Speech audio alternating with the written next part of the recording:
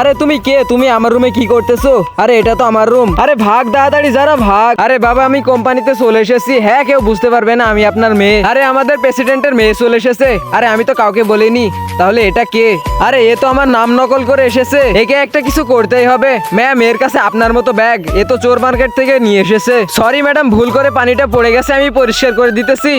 আরে এটা কি? এটা তো কালার উঠে যাইতেছে। আরে বেবি তোমার কথা আমার অনেক মনে পড়তেছে, তুমি কোম্পানিতে চলে এসো না। আরে এটা তো আমার বয়ফ্রেন্ড। বেবি তোমাকে আমি ওয়েট করার জন্য সরি। আরে এটা তো ওই কারটা যেটা আমি ওকে গিফট করেছিলাম। অন্যের গাড়িতে গার্লফ্রেন্ডকে ঘুরাইতেছো, তোমার লজ্জা করে না? আরে আমার বয়ফ্রেন্ড 5 কোটি টাকা দিয়ে গাড়িটা কিনেছে। আচ্ছা তাহলে আমার কাছে চাবি কিভাবে আসলো? বেবি এটা ওরই কার। এল গ্রুপের মালিকই এমন গাড়ি কিনতে পারে, কিন্তু আমি তো এল কোম্পানির মালিক। আরে এটা তো ওই ছেলেটাই, তুমি যা বলবে আমরা মেনে নিব। এই যে দেখো আমার কোম্পানির কার্ড। হ্যালো মামুন বেটা, তোমাকে কেউ ডিস্টার্ব করতেছে না তো? আরে এলএন গ্রুপের মালিক। তোমরা দুজন বহুরূপী, ভাগো এখান থেকে।